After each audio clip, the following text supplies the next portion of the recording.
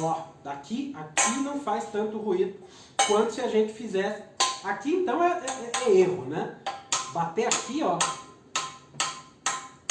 fraquíssimo, fraquíssimo. Agora aqui, ó, que eu bati no fundo da panela. Agora, se você pegar desta parte aqui, atenção, que o bicho pega, ó, ó, ó. 1, 2, e vai que vai. E aí você vai fazer um ruído muito mais forte. O que foi? Opa! O que foi? Ah, pelo jeito não é aula de acústica de panelas que vocês pediram hoje aqui na live do Facebook. Que pena, eu trouxe até minha panela, que até lavei ela especialmente para esse nosso encontro. Então, hoje a gente vai falar de outra coisa, a gente vai falar de livros sobre livros, que foi isso que a gente concordou com vocês, que a gente pediu, que a gente combinou que iria falar nesta live, dentro da série de lives que a Lote 42 está fazendo nestes tempos de isolamento social. A Lote 42 hoje tomou uma difícil decisão, e eu falo dela com certo pesar, mas a gente tem que tomar essas difíceis decisões, que foi a de fechar a Banca Tatuí. A Banca Tatuí, que é o espaço de publicações independentes da editora, que fica localizada na rua Barão de Tatuí, no centro de São Paulo.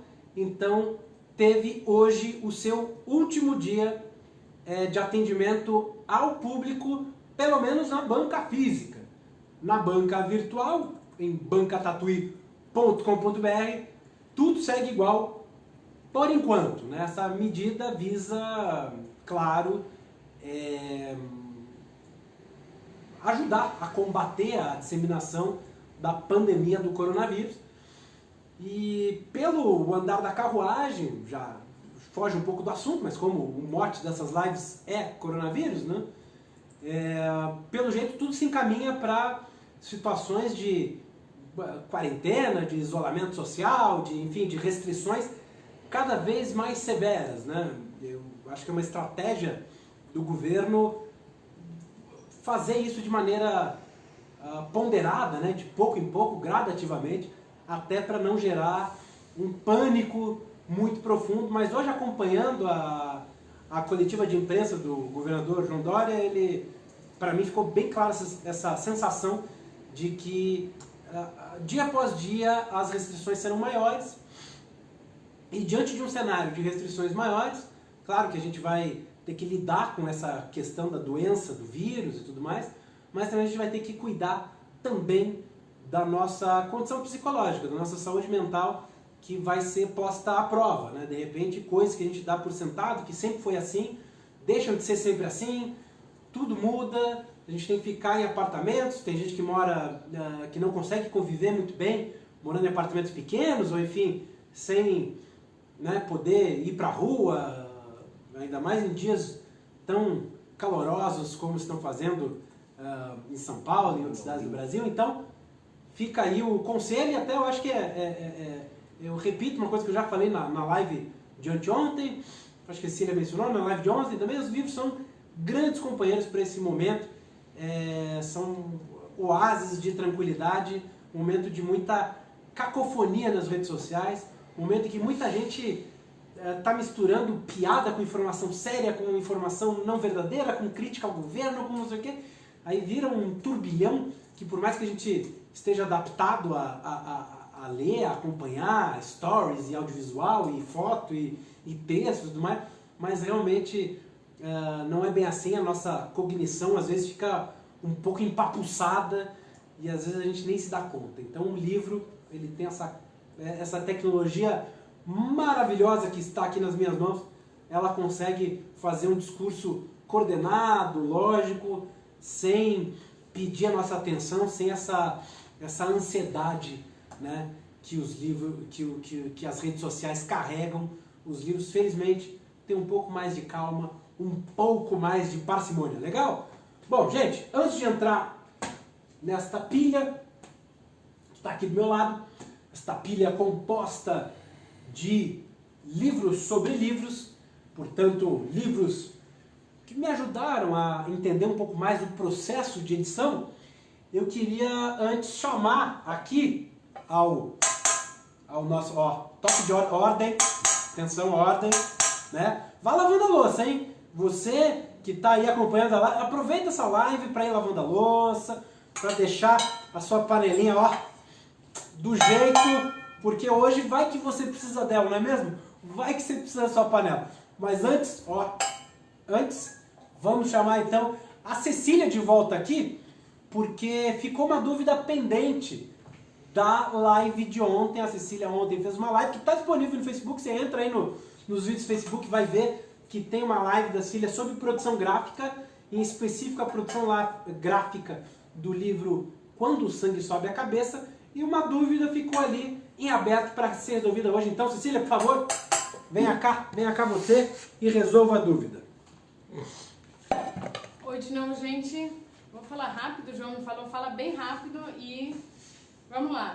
Helena perguntou sobre se a gráfica faz as encadanações e se fica mais caro fazer tudo numa gráfica, fazer separado. A pergunta ia meio que nessa linha. Eu queria brevemente falar sobre tipos de encadanações e vou tentar ser muito breve, mas para quem acompanha na live, vou botar links de resenhas desses livros que eu vou mostrar aqui, de quase todos tem resenha no Bancatuber, para vocês conhecerem um pouquinho mais. Então, assim, o tipo de encadanação mais simples que tem, quer dizer, não mais simples, mas mais brochura. As folhas são dobradas, as folhas impressas são dobradas em cadernos, esses cadernos são costurados, se forma um bloco, é colado, e uma capa de papel cartão é colada nessa lombada, enfim, nesse bloco encadernado. Olha a explicação. O livro com essa encadanação brochura que eu trouxe para cá é a espetacular Clínica da Monga apresenta a casa original. Guilherme, dá uma olhada para ver se está dando para ver direitinho. Ele, vocês estão vendo, é flexível, mas tem um tipo de encadernação que é conhecida como capa flexível, que é usada nesta edição, a primeira edição do Já Era, do Felipe Parucci. Esse tipo de encadernação, a lombada não é colada no miolo, mas empastada numa folha chamada de guarda. Essa folha é grudada no miolo. Guilherme ou João, por favor, fiquem olhando para ver se dá para ver bem os livros que eu estou mostrando. A segunda edição não tem esse tipo de capa flexível, ficou com uma nova edição, ficou muito bonita também, mas enfim, no link que eu vou mostrar vocês vão ver. Tem a capa dura também, A Divina Jogada, publicada pela Nós, de José Santos, com ilustrações do Guazelli. Esse aqui é um exemplo de capa dura, ela tem um cartão, dá pra ver, que ele é coberto por uma folha impressa, geralmente num papel mais fino, muitas vezes usado papel couché, enfim, feito a debruagem, colado e tal. E aí também é usado uma folha de guarda, geralmente num papel mais grosso, resistente, que vai grudar no miolo e assim o livro vai estar estruturado. Recomendo para quem está assistindo a live olharem para suas bibliotecas, começarem a identificar esse tipo de encadernação, que eu estou mostrando, porque é muito legal começar a ver os livros em todas as suas dimensões. A gente depois tem outros tipos de encadernação, e aí o mundo se amplia muito. Assim. Esses 3 tipos são os mais usados no mundo da impressão, enfim, industrial. Tem também a opção de cola, né? Só cola. O papel enfim, é feito um bloco e é colado na capa. Esse tipo de encadernação funciona, é prático, porém a durabilidade acaba sendo comprometida. Aqueles livros de brochura usa costura e cola, mas também existe a possibilidade só de cola. E depois temos outro tipo de encadernação, como por exemplo, usar encadernação exposta. Esse livro aqui é o Desterros, da Natália Timmerman, publicado pela editora Elefante. Se vocês reparam aqui, tem a lombada exposta e tem uma sobrecapa que vem cobrindo esse miolo. É uma solução muito legal também. Tem a opção de espiral ou wairo. O wairo é esse daqui, que é com arame, é como se fosse uma garra. Tem um vídeo que mostra aqui, Triste, do Rafael Sica, publicado pela Lote 42. E depois tem outros tipos de encadamação artesanal, como por exemplo, essa encadamação aqui oriental, Jardim do Soneca, da Ana Rocha, publicado pela Polvilho. Esse aqui, as folhas estão soltas, né? Aqui dá pra ver, aqui foi colado o bloco de folhas, mas elas estão soltas. E é feita uma encadamação por cima dessa capa. Nesse caso foi uma capa em tecido e serigrafia, maravilhoso de lindo. Tem também uma costura simples, como, por exemplo, essa daqui do Anatomia do Ricardo Rodrigues, publicado pela própria editora Experimentos Impressos. Esse aqui é um tipo de encadamação muito usado na publicação independente. Enfim, é uma costura bem simples, pode ser de 3 pontos, de 5 pontos. E essa publicação aqui é interessante, chama Anatomia. Ele usou costura também na capa, parecem pontos de cirurgia. Dá pra ver, Guilherme? Preciso de um segundo olho aqui. Aí tem outros tipos de encadamação, como por exemplo, essa daqui, editora Polvilho, Pingado, meu Deus do céu. As folhas estavam soltas, as páginas estavam soltas, e aqui tem esse tipo de encadamação que gruda, que amarra todas essas folhas. Outro tipo de encadamação muito usado na publicação independente são estruturas de corte e dobra, que não tem nenhum tipo de cola, costura, nem nada. Então esse aqui é o Zine Bailes, do Danilo de Paula, escrito também com a Cecília Araújo, publicado pela Gráfica Fábrica, em que se vocês vão folheando ele, tá aqui o texto todo e tal, mas se você abre ele, fica um pôster maravilhoso aqui, e precisa de mais braços para mostrar. Esse tipo de encadamação chama corte e dobra. Então, era isso que eu queria mostrar. Tem muitos outros assuntos. Estamos considerando fazer uma live só sobre soluções de encadamação e formatos. Então, se vocês quiserem, podem comentar aí e a gente pensará. João, pode ficar de volta. Só um aviso, já que depois não vou poder te interromper, ou talvez sim. Fica mais para trás aqui, para você ter um espacinho aqui em cima na sua cabeça. Por favor.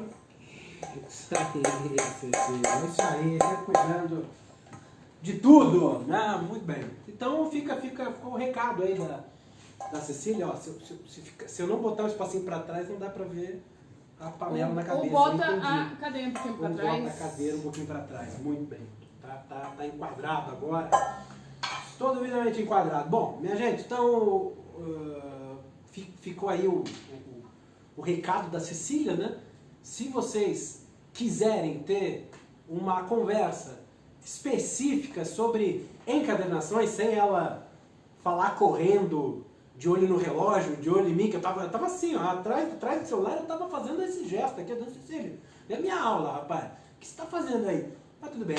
Então, se quiserem é só falar, comenta aí, enfim, a gente não pode perder, lembrando, né, que nesses momentos em que estamos, não podemos perder esse tipo de interação social. Então comenta, fala aí, espalha para todo mundo, que a Loja 42 está sim ao vivo. Bom, estou olhando para essa pilha aqui, não sei se vai dar tempo de falar de todos eles hoje, tá? Já estou vendo que a hora se adiantou, mas eu queria passar algumas recomendações de livros para vocês. Começa então do primeiro que estava na pilha, eu acho que a ordem é meio que por tamanho, que foi estabelecida aqui. Livros, editoras e projetos. Este livro traz transcrições de palestras do Plínio Martins Filho, da Jerusa Pires Ferreira, do Jacob Ginsburg, né, fundador da Perspectiva, e da Maria Otília Bocchini. Tá? Livro editado pela Atelier Editorial, que foi adquirido por este que vos fala por R$ 5. R$ 5. Eu paguei R$ 5 nele. Achei um sebo foi na Feira do Livro da USP, não me lembro agora, mas achei super barato. Se você ver também, recomendo muito a aquisição. O que vai tratar este livro e qual é a lição que ele vai nos trazer? Ele traz a transcrição de palestras dadas no Paraná por esse time aí de feras, na virada dos anos 2000. E o interessante é que já se falava nessa época de uma mudança do livro.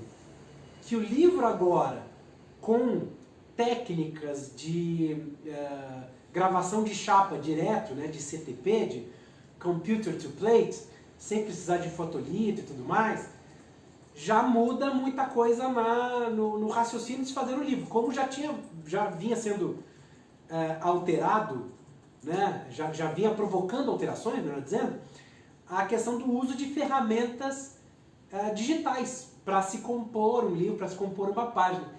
Então é interessante de se ter essa perspectiva para notar que o livro está em mudança há muito tempo, tá? Então a gente às vezes olha para as crises, né? Para as mudanças enfim, o mundo impõe ao livro, né? Na verdade que o mundo, que a vida está passando por mudanças, né? Radicais, é só olhar para um lado, e o livro é parte da vida, portanto, ele também sofre essas mudanças, e está aqui a prova de que essas mudanças acontecem há muito, muito tempo. Então, livros, editoras e projetos é a primeira indicação. Então, estou colocando ele aqui atrás da pilha, vou tentar manusear, espero não causar um desastre. Segunda indicação, e trazendo um resuminho, é um livro que mora no meu coração. Quem já teve alguma aula comigo sabe que eu vivo recomendando este livro, vivo recomendando este publicador chamado Márcio Snow. Beijo, Márcio Snow! Ele que está circulando aí com a Snow Produções, né? Ele tem o... Deixa eu me aproximar aqui, não sei se fica bom no enquadramento, mas eu vou fazer esse gesto aqui. Fica bom, fica bom. O Guilherme está dizendo, está fazendo sinal de positivo, então eu estou fazendo isso aqui para vocês verem bem a capa do Universo Paralelo dos Zines, feito pelo Márcio Snow, autor também do famoso Encostinho. Bom, quem que vai trazer o Universo Paralelo dos Zines? O Universo Paralelo dos Zines, ó, fica a dica, tem um Bancatuber que eu gravei especialmente sobre ele.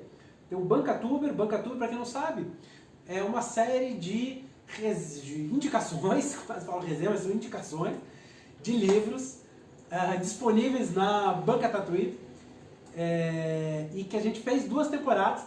Nós começamos a fazer uma 3ª temporada, gravamos alguns programas, mas adivinha só, com esse Covid-19, interrompemos as gravações, mas a gente já tem o material gravado, a gente deve postar aí nos próximos dias mais algumas indicações que a gente tem. Bom, então de uma temporada passada, a indicação foi o Universo Paralelo dos Zines. E por que eu indico tanto esse livro? Por que eu falo tanto dele? Nesta obra, o Márcio Snow vai falar dos zines, principalmente do zine pré-década de 2010, vamos chamar assim, que são os zines que vieram da explosão do movimento punk. Eram zines e fanzines, e olha, eu sei que algumas pessoas aí fazem uma distinção entre zine e fanzine. Para mim é mais ou menos a mesma coisa, então tome como sinônimo. Então ele vai pegar do final da década de 70, vai falar dessa explosão do movimento punk e tudo mais, e vai aproximar anos 80, anos 90 e tudo mais. O Márcio Snow vai descrever de uma maneira muito habilidosa, de uma maneira de que só quem viveu mesmo essa condição de zineiro, de produtor de zine dessa época, vai poder narrar questões como a vinda da internet. Pois é, né? Falei que o livro e vida é uma coisa só? Pois é, nos zines a influência da internet foi absurdamente pesada. Porque o que acontecia? Os zines, eles eram um espaço de discussão, de divulgação de culturas underground, de culturas alternativas, né? Aí, de repente, chega a internet e diz o seguinte: gente, se vocês quiserem publicar aqui no site, nos blogs e tudo mais, é de graça. Você não precisa nem pagar pela impressão e nem pela distribuição. Olha que maravilha essa promessa, não é uma delícia? Pois é, só que a tecnologia é algo que acontece com o ser humano constantemente, tá? Constantemente a gente fica encantado com novidades, a gente se deslumbra com as coisas. Redes sociais, de repente, viram uma febre, caem e ninguém mais lembra delas, né? Isso aconteceu, esse deslumbre tecnológico, com grande parte dos produtores de zines, conforme o Márcio Snow descreve aqui. E aí uma parte que o livro ele não traz, ele não chega a se aprofundar, mas que vale a pena considerar, é que com o passar do tempo a internet vai mostrando sua verdadeira face e a gente nota que não é bem assim, que é só postar, que todo mundo tem acesso ao conteúdo que já está distribuído e dá para fazer tudo na internet. Não é bem assim. Perceba, no próprio Facebook, esta ferramenta que estamos usando para fazer a transmissão ao vivo desta aula. Se alguém quiser fazer um comentário, experimente agora, fazer um comentário e mudar a fonte. Faça com uma fonte maior o seu comentário, ou menor, ou mude para a fonte Times New Roman, para a fonte Arial, para a fonte gótica, sei lá. Muda aí a fonte. Não dá. Existe um padrão adotado no seu browser e é esse o padrão de fonte que está sendo usado e ele não pode mudar, fica tudo igual, né? Então, e pensem, a tipografia é só um exemplo muito pequeno da expressividade que a gente tem em termos gráficos, né? Uma expressividade importantíssima.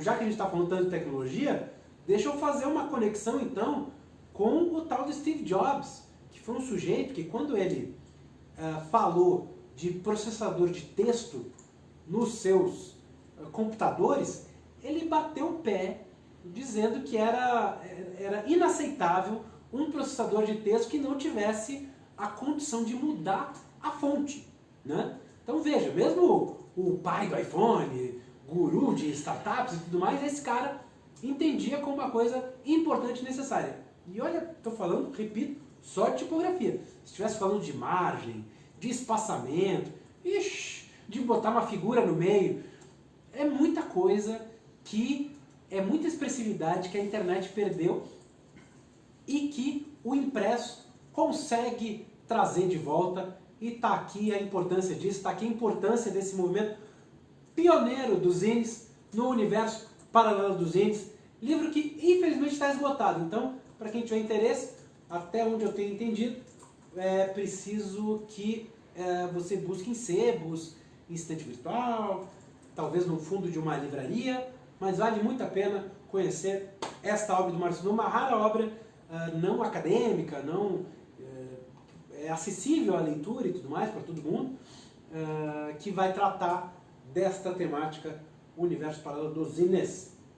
Tá? Passo para outro livro então. E agora um tijolaço, hein? Olha a bitola deste livro aqui. Deixa eu me aproximar. Quando eu vou tomando uma aguinha no mesmo movimento, olha aqui. Olha que coisa impressionante este livro aqui. Se cai na cabeça de alguém, é capaz de matar, tá? Então, para isso, ó, portanto, cair, não mata. Tá aí o use panela. Fica a dica do dia, então. Use panela. Bom, o livro no Brasil, do Lawrence Hallowell, é um pesquisador inglês que veio para o Brasil e deixou esta grande obra, né, no sentido literal e metafórico, né? E perceba, olha o que é a mancha aqui deste livro. Vou me aproximar, atenção, não sei se está dando para ver, mas perceba que a fonte não é das mais confortáveis, que a mancha também não. São quantas páginas? Deixa eu ver aqui, produção. São 1000 páginas, 1014, 1016 páginas. Existem outras edições um pouco mais passadas e tudo mais. Vale a pena conhecer, porque este livro, eu acho que vale a pena enfrentar este livro, por mais exigente que ele seja. Eu me senti muito bem de ter lido ele. Porque ele vai contar a história do livro no Brasil, coisa que é muito mal documentada, né? Como história em geral no Brasil, mas a história do livro no Brasil em especial é super mal documentada. Então ele fez essa pesquisa de fôlego e vai separar capítulos de uma maneira muito curiosa, interessante, inteligente, por nomes de grandes editores brasileiros. Começa no Antônio Isidro da Fonseca, vai chegar no Baptiste Louis Garnier, que foi o cara que editou o Machadão de Assis, vai chegar no nosso Monteiro Lobato, figura aí, né, conhecida pelas reinações de Narizinho, mas também um grande editor, um editor importantíssimo para a história brasileira.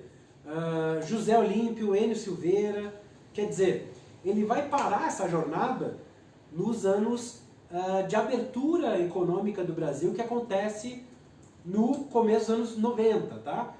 Então é uma grande jornada do início do livro até o começo dos anos 90, trazendo muitas informações, muitos dados muito relevantes e mostrando como é que estava a cena econômica e cultural brasileira da época. Então, o livro História de Lawrence Howell, eu repito, tem edições maiores ainda, mas eu acho que o conteúdo é o mesmo, mas fica um pouco mais espaçado, tem uma capa dura e tudo mais. Essa aqui seria a edição de bolsa, a edição pocket do livro, é esse marmanjo aqui, é a edição pocket, tá?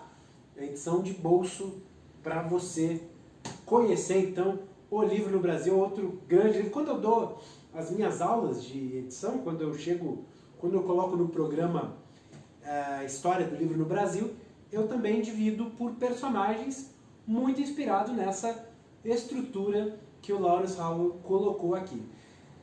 Enfim, dá para fazer aulas e aulas só sobre esse livro aqui, né? Você vai entender a importância do José Olímpio, ele foi o cara que começou a tratar com uma ideia de best-seller. O José Olímpio traz livros de autoajuda para o Brasil também, além de revelar, claro, de publicar grandes nomes da literatura nacional, né? Misturando essas duas coisas, o lado comercial com um lado, né, mais artístico, digamos assim. Bom, né, em tempos de Jabuti fazendo categoria de entretenimento, categoria literatura só e ponto, vale a pena conhecer essa figura que misturou tão bem e conseguiu trafegar tão bem por esses dois campos, né? A editora José Olímpio chegou a ser uma das maiores empresas do Brasil nos anos 70, né? Hoje o livro não tem condições de, até onde se tem notícia, né? Não é um produto em condições de promover uma empresa a chegar a ser uma das 100 maiores empresas do Brasil. Não há essa condição por um novo momento do livro, né? Um novo momento do livro impede isso. Era um momento antes de importância do meio livre enquanto mídia. Hoje essa importância é diferente. Antes tinha uma importância popular, de massa, mas hoje é diferente. Cabe a gente se adaptar e conhecer a história. É bom para a gente não repetir os erros, para aprender as lições do passado. Legal, minha gente? Então, tá aí outra dica, o livro no Brasil. E agora, vamos para um grande favorito meu aqui. Deixa eu botar os que estão aqui antes que eu cause. Eu tô sentindo, se houver um desastre aqui com esses livros, fiquem tranquilos. Os livros, eu acho, sobreviverão. A mesa está numa distância pequena em relação ao chão. Acho que vai ser o último, hein, do dia. Já são quase hora de lavar aquela panela. Vai passando aí o Scott Bright, a esponja. Daqui a pouquinho a gente vai ter que interromper. A gente continua na próxima, viu? A gente vai continuar fazendo aulas nesse estilo aqui. Espalhe por aí. Bom, esse é um livro que eu adoro e também foi transformado em filme. Tá? Eu estou falando de Max Perkins, um editor de gênios, tá? Publicado pela Intrínseca. O livro, se não me o filme se chama, se não me falha a memória, Mestre dos Gênios. Talvez seja uma coisa assim, Mestre dos Gênios. Ó, o Guilherme está fazendo sinal de positivo. Então é isso aí. Mestre dos Gênios estava disponível na Netflix. Não sei se ainda está. Então fica a dica aí para conhecer essa figura super romântica que é o Max Perkins. Né? Ele vai ser muito relevante aí na primeira metade do século XX, quando ele vai editar figuras como Scott Fitzgerald, como Ernest Hemingway, como Tom Wolfe. Quer dizer, ele é uma figura muito importante dessa chamada era do jazz, né? de uma era de muito apaixonante. Né? Quantas pessoas já me falaram que o filme mais favorito do Woody Allen é aquele que se passa na França, que tem uma questão de volta no tempo para essa época aqui, né? Então esse momento é muito apaixonante, cheio de míticas e tudo mais.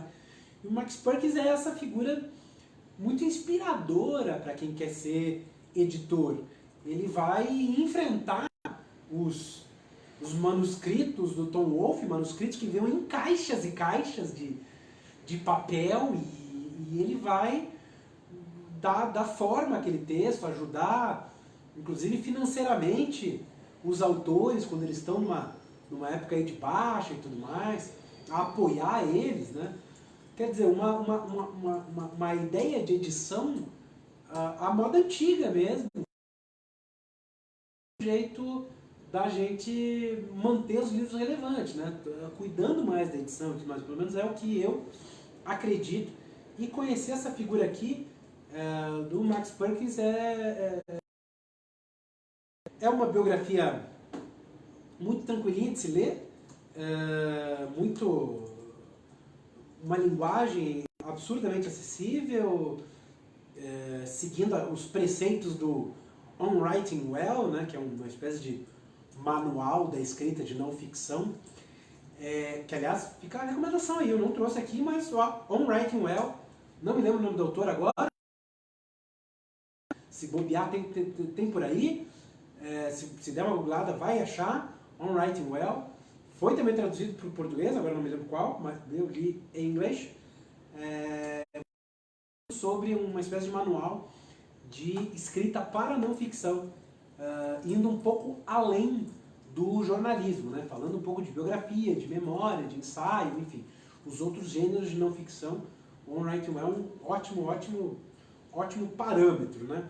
Então esse livro está escrito dentro dessas condições super sedutoras e super atraentes de se ler, principalmente para quem gosta de livro. Enfim, conhecer essa figura é fundamental.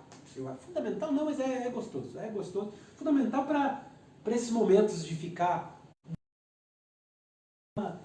É bom ter exemplos, né? É bom ter parâmetros, é bom a gente buscar referências, né? Olha aí a mão mágica, direto dos bancatubers. Ela veio aí. Mão mágica, eu vou pro meu último, porque tá quase na hora, né? Tô vendo aqui a minha panela, ela tá começando a chamar. Ela tá fazendo... Vocês não reparam, a gente continua o papo, né? Se vocês estão gostando, tá? Não sei. Estão gostando? Tá gostando? Então, a gente continua outro dia. Tem livro a dar com pau aqui. Tem livros da coleção gráfica particular, que a gente poderia também falar deles. Enfim, tem bastante coisa pra gente falar. E eu vou pro meu último, então, aqui. Qual vai ser meu último? Ó, Arte e Cultura. Arte e Cultura do Clement Greenberg. Deixa eu ver o recadinho aí, irmão Mágico. Acabou que tem muito texto aí, eu não ver. Tá, deixa eu ver aqui. É verdade. Muito bem. Bom, Arte e Cultura, do Clement Greenberg. Este foi um livro editado pela extinta Cosac Naif. Não é um livro sobre livros. Olha aí, olha a heresia, olha a traição acontecendo aí. Mas para encerrar, queria falar deste crítico, que vai falar sobre o ato de se fazer arte. Por mais que muita gente entenda arte como um sinônimo de arte visual, é muitas vezes empregado, né, como arte visual, mas arte também envolve literatura, também envolve outras expressões, outras linguagens, né? Quando você publica um livro, também é um objeto artístico, sim. E aqui é uma coletânea de artigos do Clement Greenberg que vai discutir de maneira muito aprofundada um momento absolutamente efervescente das artes visuais nos Estados Unidos. Eu estou falando em especial da época do expressionismo abstrato, né? Um movimento que não é bem um movimento, né? Quase que uma jogada de marketing, fazendo aqui uma blague, envolvendo aí Pollock, de Kooning, Rothko e tudo mais. Bom, o Greenberg talvez seja o principal crítico dessa época, e aqui ele vai discutir questões maravilhosas sobre certas obras, sobre certos movimentos, certas considerações de mercado, como os artistas lidam com o mercado, enfim, pensatas deliciosas deste cara aqui, Clement Greenberg, livro então editado pela Cosac Naif. Aqui a linguagem é um pouco mais cabecinha, por mais que sejam artigos publicados principalmente em revistas, mas tem uma coisa um pouco mais hermética, um pouco mais pesada, mas, de novo, é daqueles livros que, por mais que você eventualmente não esteja acostumado a lidar com esse tipo de linguagem, eu acho que vale o esforço, vale transpor essa barreira. E como ele tem essa estrutura de artigos, talvez você vai ler o artigo aqui sobre Jacques Lipzig, na página 129, ele vai durar até a página 134, quer dizer, são 5 páginas. 5 páginas? Sim, minha matemática não me falhou agora, obrigado. E aí você começa a intercalar com outra leitura, dá um tempo também, enfim, se for muito pesado, vale a pena. Nem todo livro você precisa ler unicamente ele e tudo mais. Então talvez o Arte e Cultura seja um livro desse para, se for muito complicado, se for meio chatinho, intercala com outra leitura um pouco mais aprazível para não pesar demais, mas vale a pena sim enfrentar arte e cultura. Bom, esse então foi o último do dia, tem mais uma pilha aqui para os nossos próximos encontros, se é que eles vão acontecer. E aí eu queria destacar para vocês que Banca Tatuí está fechada, né, como falei no começo do vídeo. Lamentamos o fechamento dela, mas lamentamos, porém, de maneira consciente que é necessário tomar esse tipo de medida. Atendimentos agora, então, unicamente pelo site bancatatuí.com.br. Outra ação que nós fizemos, nós antecipamos e estendemos o prazo do Indie Book Day. Nós tínhamos planejado para o dia 21 de março fazer uma promoção dos livros. O Indie Book Day é uma data mundial, né, de valorização dos livros independentes. Então nós antecipamos e está rolando a partir de agora. É uma forma de apoiar as mais de 200 editoras, coletivos e artistas que vendem suas publicações na Banca Tatuí. O desconto dado ocorre da seguinte forma: 40% de desconto nos livros da Lote 42, que é a nossa editora. Então, está saindo do lado da Lote 42. E nas outras editoras, o desconto é de 15%. Esse 15% está todo ele incidindo sobre a parte da Banca Tatuí, na comissão da Banca Tatuí. Portanto, o artista vai receber o dinheiro como se não tivesse promoção nenhuma. Como se não tivesse promoção nenhuma, ele recebe tudo. Tá? Então fique tranquilo que os 15% não estão sendo descontados dos artistas, tá? Artistas esses que, muitos deles, têm nas feiras e eventos e encontros literários, nas feirinhas de publicação independente, uma fonte principal de renda, uma fonte principal de receita. Então é uma forma que a gente está atuando na medida do possível, né? Vamos manter isso enquanto puder, para não cortar esse repasse, enfim, essa receita que os artistas precisam. Afinal, o artista não vive de sol, né? Ele também precisa vender essas publicações, essas editoras e tudo mais. Então é uma medida que a gente está tomando, fazendo aqui uma contribuição para poder passar esse período de pandemia, que vamos torcer para que ele passe logo, mas vamos fazer a nossa parte para ele passar logo, e a nossa parte é evitando, com esse isolamento social, a gente acaba, segundo estou entendendo dos especialistas aí, a curva de quantidade de contágios vai ficando mais amena quanto menos o vírus se espalhar, dando assim condições para a nossa infraestrutura pública, né, poder abarcar, poder atender essas pessoas, né, e termos assim menos consequências, né, fatais. A gente já teve aí alguns casos fatais em São Paulo, a gente torce para isso não acontecer, mas se o sistema de saúde